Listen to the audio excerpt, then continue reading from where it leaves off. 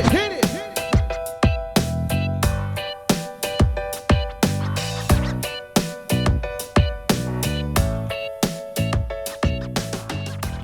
Hello and welcome to the Marley Bird YouTube channel, brought to you by Red Heart Yarns. In this video, I will show you how to make the Asymmetrical Knit Shawl by Lisa Gentry. Lisa is a wonderful knitwear and crochet designer, and she didn't pull any punches when she designed this stunning piece, which uses the brand new yarn It's a Wrap by Red Heart Yarns. This yarn is a 50% acrylic, 50% cotton yarn, and it has 1,100 yards. 1,100 yards in this full ball. It's a 7-ounce ball or 200 gram. The color changes are not gradual. They do go from one to the next, but you get a really good variety of 3 different colors in each ball of yarn. You can check out more of this yarn and the details over on redheart.com. As for the pattern, it is free at redheart.com. I will put a link to the pattern and the materials in the video description box right down there below. And while you're down there, please smash that like button, as my kids say, to let people know you enjoyed this video. Once you have the pattern and the materials, join me back here. I'll walk you through everything you need to know to complete this pattern. I'll also give you a couple of tips on how to keep track of where you are in the actual pattern. Go ahead.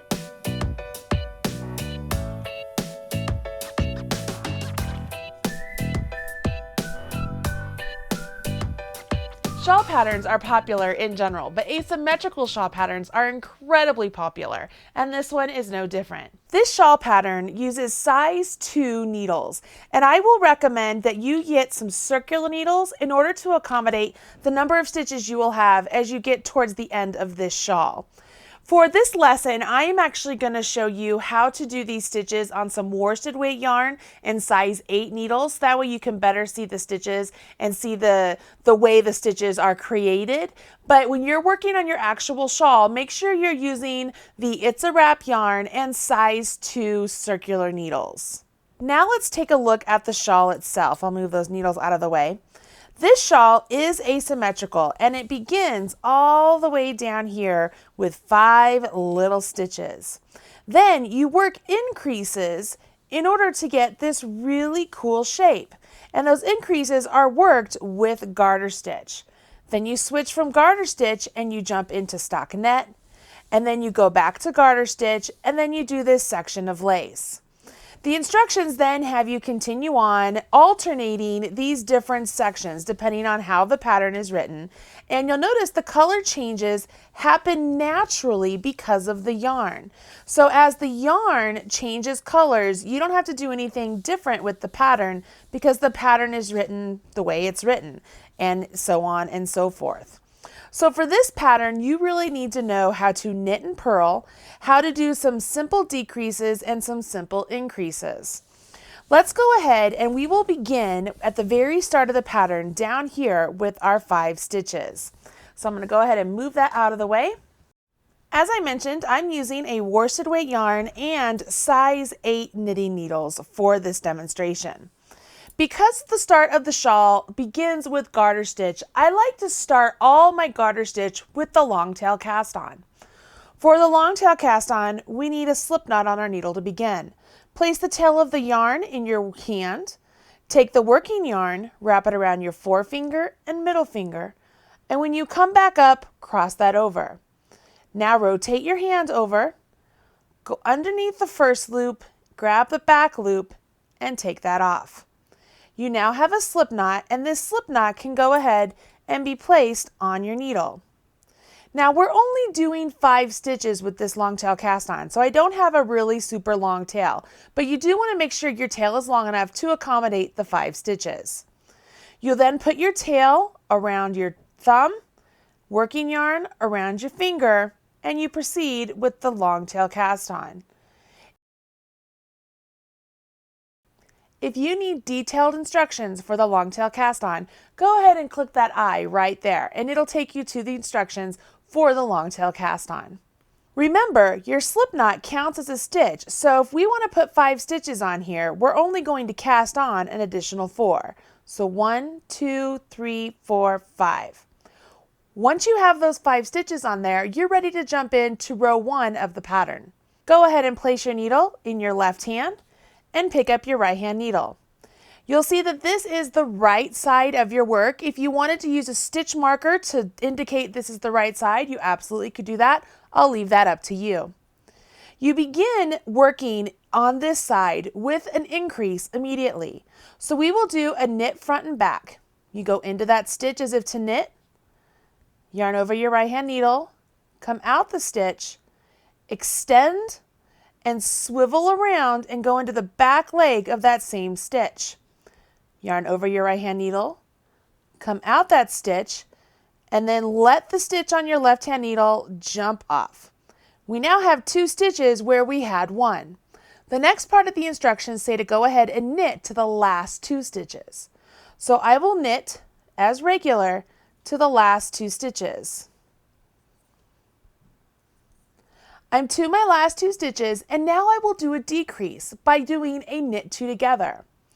You do a knit 2 together by going into the second stitch from the needle and inserting your needle just like you would if you were going to knit into it, and you then insert it into the stitch that's closest to the tip of the needle. Yarn over your right hand needle, come out and off. So where we began with an increase, we ended with a decrease. So our stitch count never changed because we increased and then decreased. But what we've done is we've started to create this bias asymmetrical shape. Now we'll go ahead, put that needle into our left hand and continue on. So we are on a wrong side row, and on this wrong side row, we will only do an increase, not a decrease. So this is where our stitches are going to begin to expand and make the shawl bigger. We start off by knitting to the last stitch of the row. So we will go ahead and knit down to the last stitch of this row. You'll notice that it's also the stitch that we did our increase in before. This is the last stitch of our row, so we'll do our increase.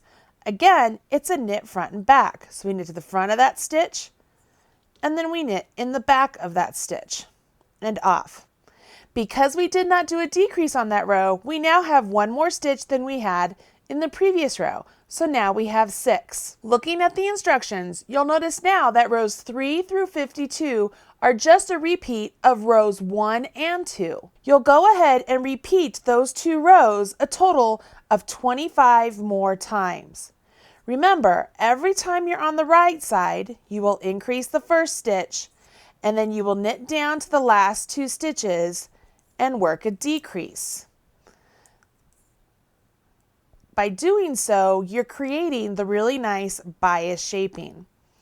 When you put your needle in your left hand and it's time to begin working on the wrong side, you will always knit down to the last stitch of the row and work your increase. And that's how you're going to begin to expand the number of stitches you get for the shawl. So this is my last stitch. I work my knit front and back, and now I have 7 stitches. And I'm up to 8 stitches on here, and I'm back to a right side row. Because you now know how to do this garter stitch section and the way you do the increases and decreases on the right side and just the increase on the wrong side, let's move on to what the next big section of this shawl is, which is stockinette.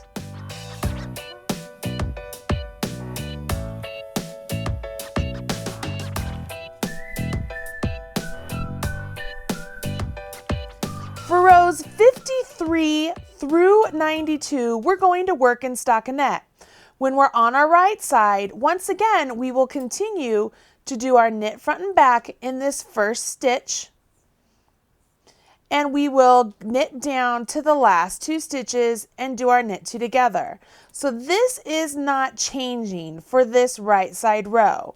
We're still creating this basic knit stitch here. Don't forget to do those last 2 stitches as knit 2 together, but we're getting that nice bias.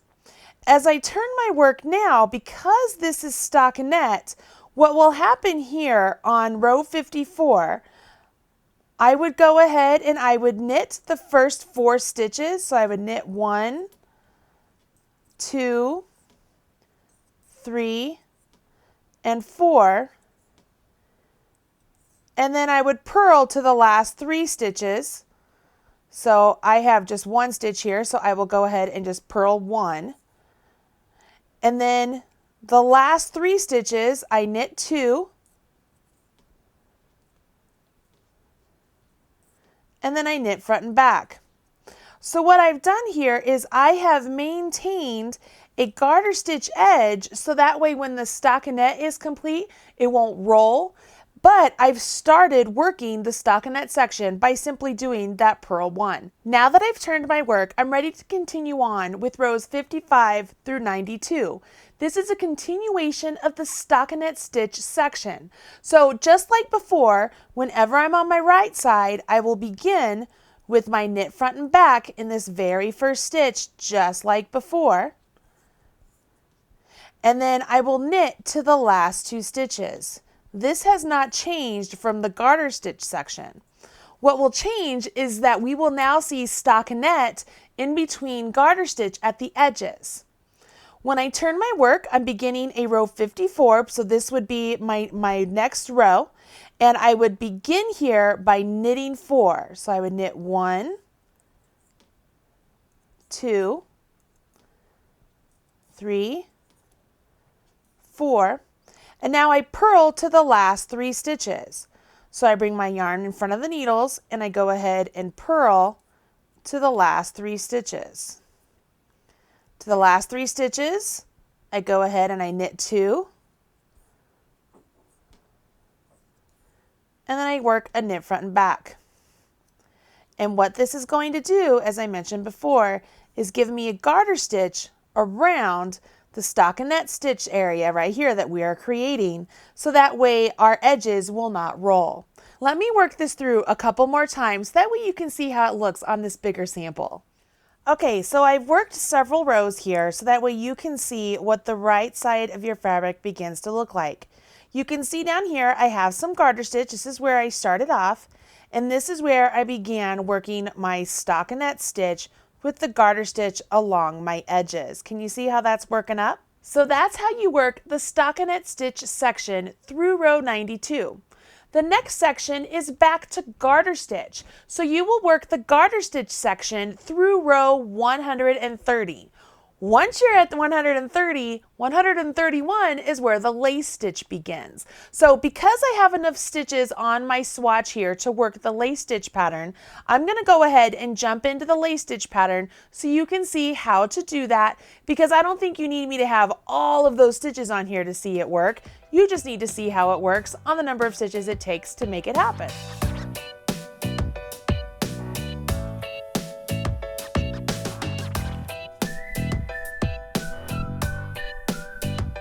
You'll notice at the end of the garter stitch section, you'll have a total of 70 stitches on your needle.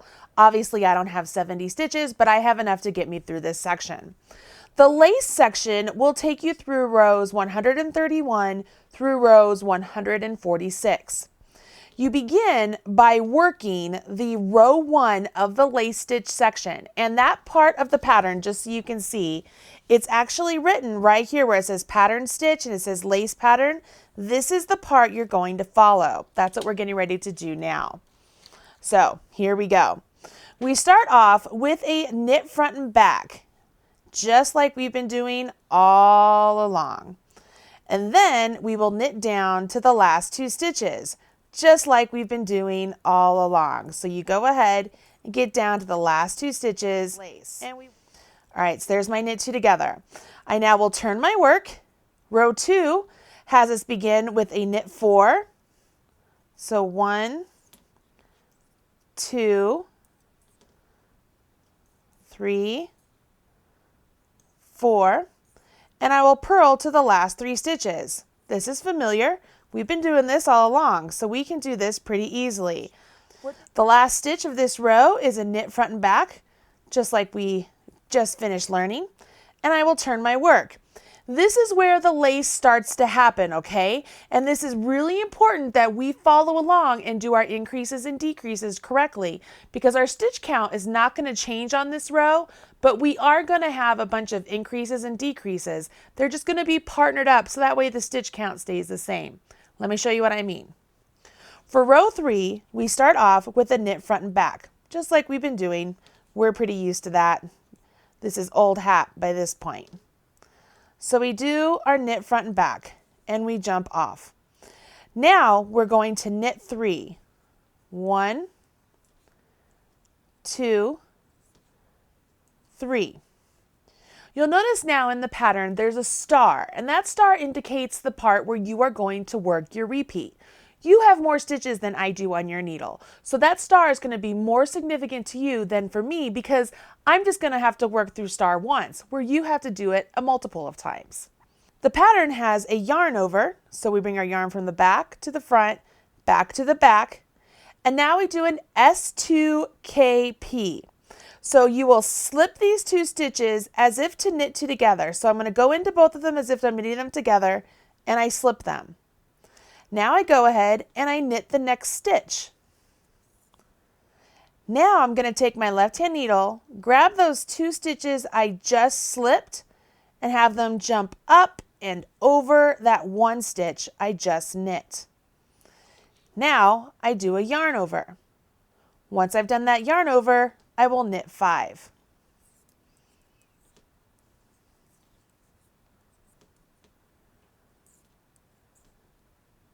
Once you've knit 5, you would repeat from star to the last 3 stitches. When you get to the last 3 stitches, you will knit 1 and knit 2 together to maintain the bias shaping and to finish off the right side of your work. And to my last 3 stitches, so I will knit 1 and then do my knit 2 together, and that will maintain my bias. And at the same time, I've already started to create my lace stitch pattern right there. I turn my work and I carry on with row 4. For row 4, you begin with a knit 4. So 1, 2, 3, 4. Now I will purl to the last 3 stitches. Really easy. We've already been doing this. This is just like when we were doing the stockinette stitch section, which makes sense because the lace is on a bed of stockinette. When you get to the last 3 stitches, you will knit 2 and then do a knit front and back. When you come to your yarn over, let me undo this one so you can see. When you come to your yarn over, it's going to look like a big hole on your needle. It looks like a string is just resting on your needle. That is perfectly normal. That's what you want. That is how you get the holes in your lace. So you will just purl it just like normal. Okay, so you purl just like normal. If I can get my purls to work here. There's my second yarn over. So I go in just like I'm going to purl, and I purl it. And I carry on. And I will do this to the last 2 stitches, or the last 3 stitches of my row. Now I will knit 2. And then knit front and back. So I knit to the front of that stitch and then the back of that stitch and turn. Now I'm on row 5, which is really easy because it's just a basic row like we've been doing all along. I start off with an increase, I knit to the last 2 stitches, then I do a decrease. So here at the start, I will work with my knit front and back. And I don't do any lace on this row. I simply knit to the last 2 stitches and then do a knit 2 together. And then work my knit 2 together. What's really great is that row 6 and row 7 are just a repeat of row 4 and 5. So just like before, when we're on our right side, we'll start off with an increase and end with a decrease. And when we're on our wrong side, we want to make sure we maintain that garter stitch at the edges and stockinette in the center. Go ahead and complete row 6 and 7 and join me back here for row 8. Once you finish row 6 and 7, row 8 is just a repeat of row 4, meaning we're going to just increase our 1 stitch. So we'll do a knit front and back at the end of row 4, keeping those garter stitches along the edges. So I start off with my knit 4,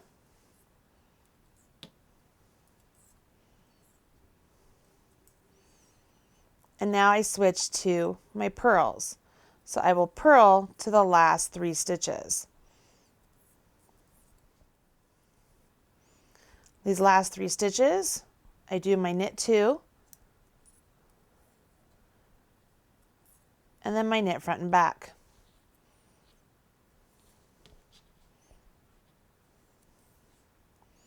Row 9 is where we begin another lace row. You begin row 9 with a knit front and back. We're on the right side, remember? So we're going to do a knit front and back, and we will remember that we will end with the knit 2 together. The next part of the instructions have us knit 5.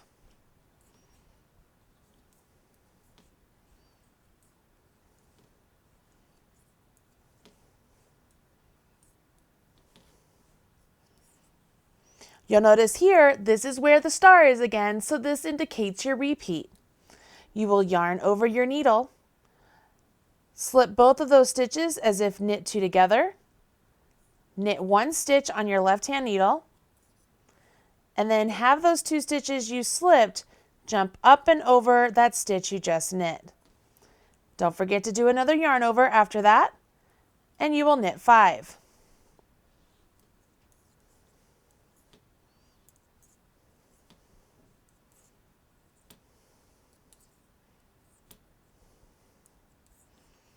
Once you've done that, you repeat from star to the last 4 stitches. When you get to the last 4 stitches, you want to go ahead and do a knit 2,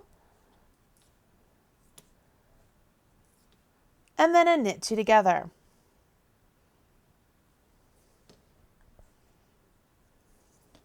I feel like by this point you should know how to do the lace.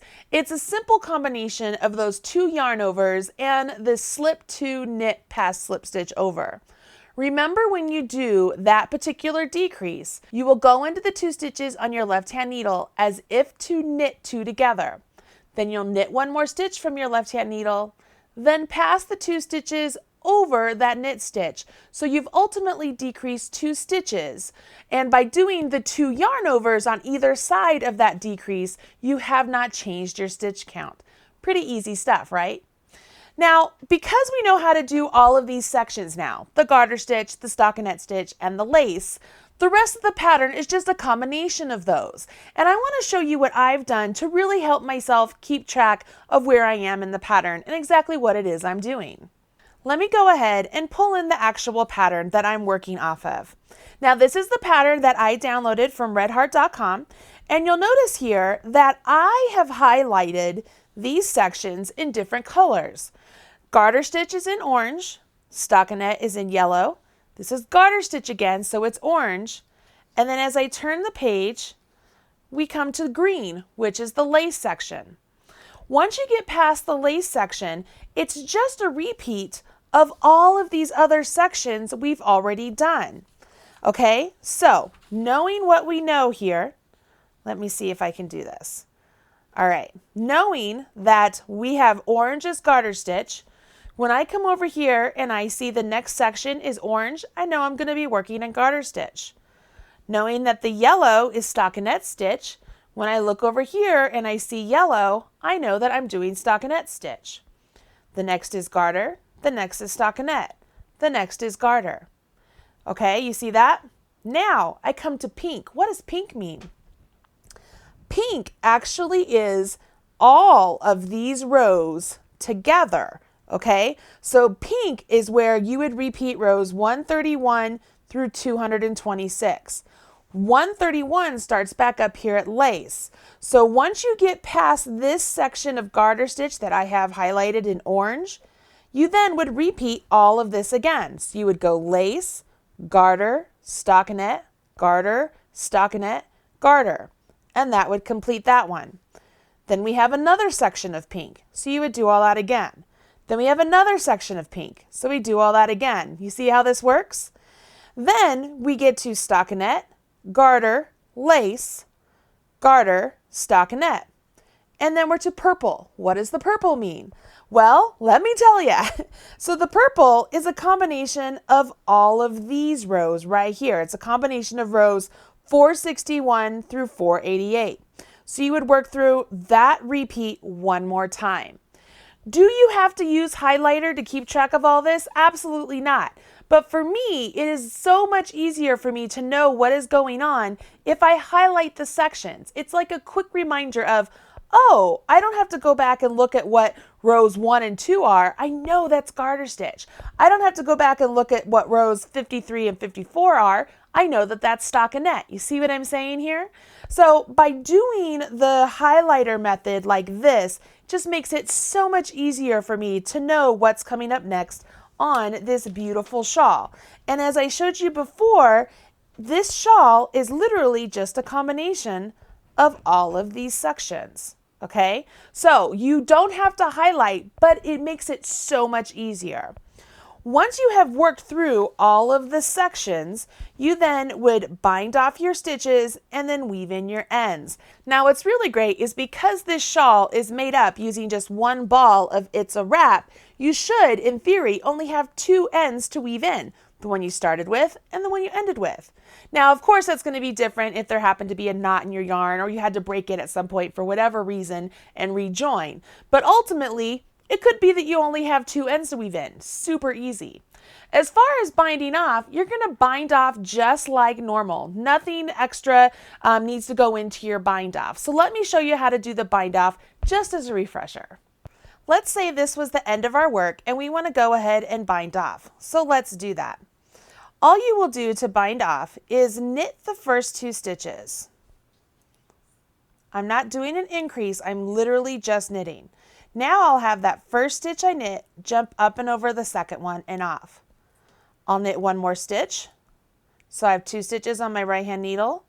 Have the back one jump up and over the front and off. Knit 1 more stitch. Back, jump up and over the front and off. And you would do this all the way down the row until all of the stitches are bound off.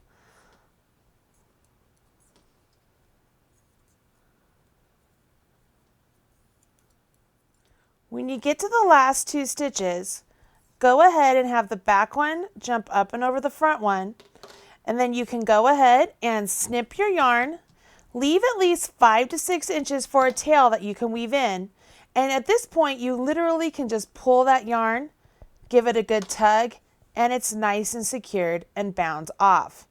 You then would go ahead, take your tail and weave it in along the back side or the wrong side of your work, and you would have a very nice complete shawl. Now, as I mentioned, this is an asymmetrical shawl. That's what the name is even called. And so the way you would wear this shawl is literally just draped around your neck. Hopefully this won't interfere with my microphone very much, but you can literally just swoop it around and have it just be nice and neat. It's just so pretty and it's so lightweight, so comfortable, perfect for any sort of spring or summer weather, or even just a slightly chilly fall day. It's just so pretty. This is just a really great yarn, a really great pattern by Lisa Gentry, and it's free over on redheart.com. Hopefully you have enjoyed this video and you will run out, pick up some beautiful It's a Wrap yarn, and get this free pattern to make this asymmetrical knit shawl. I'm Marley Bird, proud spokesperson for Red Heart Yarns, and I hope that I have helped you along the way to make this fantastic shawl. Thanks so much. Bye.